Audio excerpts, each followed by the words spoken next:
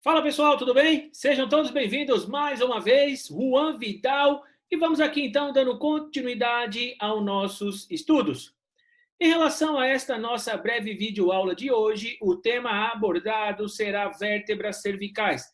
Mais precisamente, vamos abordar um ponto atípico, ou seja, uma estrutura atípica, uma estrutura bem pequena atípica, localizada na vértebra C6. Essa pequena estrutura atípica é o que nós chamamos de tubérculo carotídeo, também conhecido como tubérculo de Schenck-Nack. Então, vamos lá.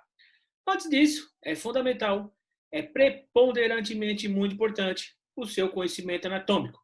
Quando falo para vocês do seu conhecimento anatômico, é você conhecer a anatomia da vértebra, conhecer a sua vascularização, conhecer a sua inervação.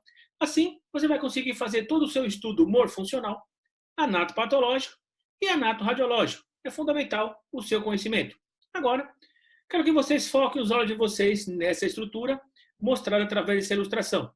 Se trata de uma vértebra típica. Então vamos conhecer a anatomia de uma vértebra típica. Assim, vamos dar continuidade à nossa aula e vamos mais para frente mostrar o nosso ponto em relação ao nosso estudo. Ou seja, vamos mostrar a região pequena, uma região atípica localizada na vértebra C6. Em relação à anatomia dessa vértebra atípica, nós temos então o corpo vertebral. Nas suas laterais, temos o processo transverso, temos pedículos, lado direito, lado esquerdo. Nós temos a face ou processo articular superior, temos a lâmina e nós temos o processo espinhoso. Agora que a gente entende um pouco da anatomia, vamos agora segmentar todas essas estruturas para a gente ter um melhor entendimento, um melhor poder anatômico em relação à vértebra típica. Então nós temos aqui, vamos começar com o corpo. O corpo, por sua vez, ele se parece, tem um formato de um cubo. E um cubo, por sua vez, ele tem 6 superfícies. Então nós temos a superfície superior, a superfície inferior, a sua superfície anterior, a sua superfície posterior e 2 superfícies laterais do corpo da vértebra. Quando falamos da superfície superior, em relação à superfície superior do corpo da vértebra, nas suas laterais, você vai ter 2 saliências. Essas saliências é o que nós chamamos de apófise unciforme, também chamadas de gancho. Fundamental você entender. Então você vai ter então nas laterais da superfície superior do corpo da vértebra 2 apófisezinhas. Você vai ter a apófise unciforme do lado direito, a apófise unciforme do lado esquerdo, também chamadas de gancho. É fundamental porque essa vértebra vai se articular com a vértebra superior. Então você vai ter essa articulação, a articulação do corpo, da superfície superior do corpo da vértebra com a superfície inferior do corpo da vértebra superior. Então a vértebra superior, a sua superfície inferior, ela já é diferente. Ela não é uma saliência e não é um gancho. Ou seja, ela é côncava, ou seja, ela tem uma depressão para poder encaixar esse gancho e fazer a articulação. Partindo do princípio que as vértebras elas são sobrepostas, então elas acabam se articulando. Então, nós temos então a sua superfície superior do corpo da vértebra, nas suas laterais, 2 saliências, chamadas de apófises unciformes, também chamada de ganchos, que vão se articular com a superfície inferior da vértebra superior em relação ao seu corpo, que ela é côncava. Elas são depressões, são cavidades que vai se encaixar o gancho e vai fazer a articulação. Na região aqui da sua superfície anterior, você tem uma pequena saliência, um tubérculozinho.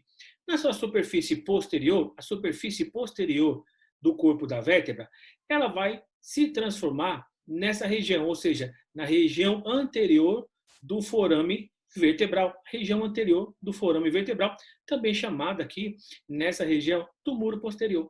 Então, a região da superfície posterior do corpo da vértebra forma a região anterior do forame vertebral, do forame aqui medular, e também, ou seja, também pode ser chamado de muro posterior.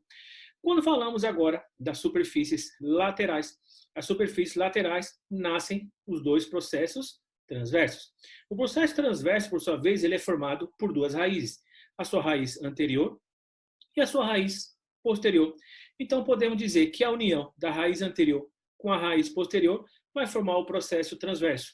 E essa união e essa fusão forma também dois tubérculos, o tubérculo anterior, tubérculo posterior, e forma essa região também, essa pequena depressão chamada de entalhe, uma escoltadura, um entalhe. Esse entalhe, por sua vez, é onde vai se alojar, vai passar, então, o nervo espinhal. É fundamental você entender.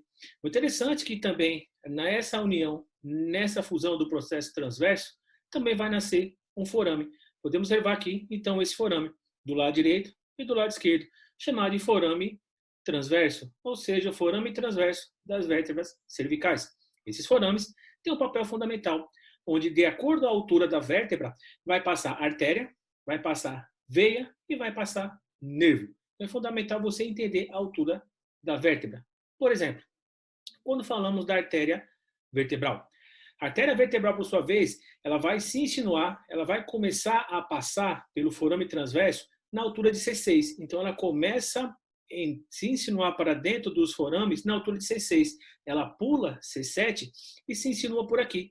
E vai passar pelo forame C6 e vai subir C5, C4, C3, C2 e C1. Diferente da veia. A veia, por sua vez, vem lá de cima, no forame transverso das vértebras cervicais. No forame de C1, C2, C3, C4, C5, C6 e C7. Então é fundamental você entender essa diferença. A artéria, ela começa em C6, ela pula C7 e vai a C1. A veia começa em C1 lá em cima e termina em C7. E também nós temos a inervação. A inervação, ela começa em C5 e termina em C6. Então ela vai de C5 a C6, a inervação. Então é fundamental você compreender essas estruturas que passam aqui no forame, porque elas são fundamentais, principalmente na continuação do nosso estudo, porque isso faz parte também da nossa estrutura pequena típica, ou seja, do tubérculo carotídeo. Muito importante para a gente continuar a nossa investigação, continuar o nosso estudo. Então, guardem bem essa informação. Continuando, então, a anatomia segmentar da vértebra, nós temos aqui, então, o que nós chamamos nessa região de pedículo. Então, nós temos aqui o pedículo. O pedículo ele também nasce na região lateral, da superfície lateral do corpo vertebral. Nós temos o pedículo.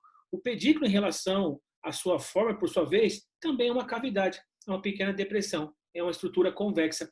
Então, essa estrutura convexa aqui, chamada de pedículo, ele vai se articular com o pedículo da vértebra superior, que também o pedículo da vértebra superior, ela é também côncava, ela tem depressão.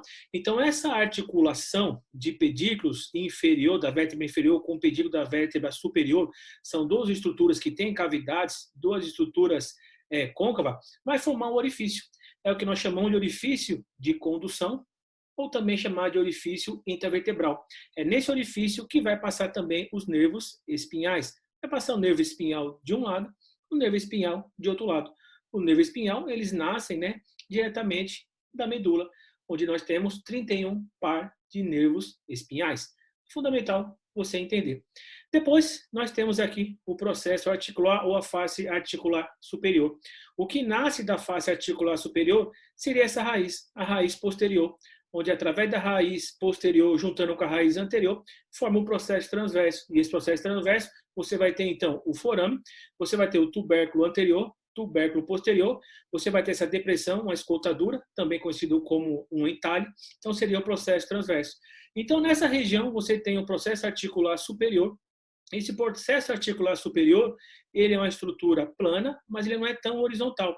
Isso porque ele vai se articular também com o quê? Com o processo ou com a face articular inferior da vértebra superior. Então, praticamente, nós temos três articulações em relação às vértebras, partindo do princípio que elas são sobrepostas. Então, nós temos a articulação do corpo vertebral, ou seja, o corpo onde você tem nas suas laterais, na superfície superior, onde você vai ter nas suas laterais saliências. Essas saliências é o que nós chamamos também de apófises unciformes, apófises ganchosas, que vão se articular com a superfície inferior da vértebra superior através de umas cavidades, através também de umas estruturas que são côncavas. Então é fundamental essa articulação. Temos essa outra articulação, que é a estrutura também pedículo, que são do lado direito e do lado esquerdo, são estruturas côncavas, onde você vai ter depressões, onde vai ser tipo umas cavernas que vão se articular. Então, você vai ter o pedículo da vértebra inferior se articula com o pedículo da vértebra superior. E temos a terceira articulação. A face articular inferior se articula com a face articular inferior da vértebra superior. Ou seja, a face articular superior se articula com a face articular inferior da vértebra superior. Então, nós temos essas três articulações que é fundamental a gente frisar e fundamental a gente entender. Depois, teremos aqui a lâmina. Essa lâmina, juntando com o muro posterior, também chamada superfície, né, posterior do corpo da vértebra, ele vai formar aqui, ó, o forame, ou seja, forame medular, onde nós temos aqui, ó, onde vai passar a medula, esse forame onde vai passar a medula. Então nós temos aqui essa lâmina. Essa lâmina, ela nasce aqui, ó, da face do processo articular superior e também se articula aqui, ó, com o processo espinhoso. Então ela se articula com o processo espinhoso e com a face articular superior. Juntando com a região posterior do corpo da vértebra, ele vai formar então o arco aqui, ó, bem direitinho, ele vai acabar formando o forame vertebral, onde vai passar a medula aqui dentro. E por fim, você vai ter aqui o processo espinhoso. O processo espinhoso, ele é bífido e ele tem dois tubérculos laterais, e ele também tem essa região, essa depressão, uma escoltadura, um entalhe nessa região. Agora que a gente entendeu toda a anatomia segmentar em relação a uma vértebra, vamos agora entender a região atípica das vértebras cervical C6. Então, vamos lá. Vamos começar aqui com o processo transverso. Lembra quando eu falei para vocês do processo transverso? Que ele nasce diretamente ali da superfície lateral do corpo vertebral, através da união da raiz anterior, que nasce diretamente da superfície lateral do corpo vertebral, e da raiz posterior, que nasce diretamente da face articular superior, e vai formar então o tubérculo anterior, tubérculo posterior, vai formar o forame das vértebras cervicais, o processo transverso das vértebras cervicais, e vai formar essa depressão, essa saliência, uma escoltadura, um entalhe. Então, a jogada é essa. Quando nós temos a vértebra C6, esse forame aqui, ó, presta atenção, esse forame anterior, ele é maior do que o forame posterior. Essa é a diferença típica, ele é maior. Ele é maior porque ele tem outro papel, ele tem um papel fundamental. Por isso que esse tubérculo, ele é chamado de tubérculo carotídeo, também chamado de tubérculo de Schenck-Nack. Então é fundamental você entender por que ele é atípico, ele é diferente e ele é maior. Partindo do princípio que eu falei para vocês, lembra do forame do processo transverso, onde vai passar artéria, vai passar veia, vai passar nervo, de acordo à altura da vértebra? Quando falamos da vértebra C6, vocês lembram? Onde o que? Vai entrar na vértebra C6 do forame aqui, ó, transverso da vértebra de C6, vai começar a se insinuar a artéria vertebral. Então a artéria vertebral pula C7 e ela vem aqui, ó, passa por aqui, ó, em C6. Vai em C6 e vai subir até C1. Então, presta atenção, a artéria vertebral entra em C6, e o interessante é que nessa região, no tubérculo aqui, ó, que é maior, o tubérculo carotídeo, na sua parte mais anterior aqui, vai ter também outra estrutura vascular muito importante, a artéria carótida. A artéria carótida, por sua vez, ela é mais calibrosa, ela é mais robusta, ela pulsa muito. Então, o papel fundamental desse tubérculo é separar, é não deixar unir, é não deixar ir de encontro a artéria vertebral, que se insinua em C6, e a artéria carótida.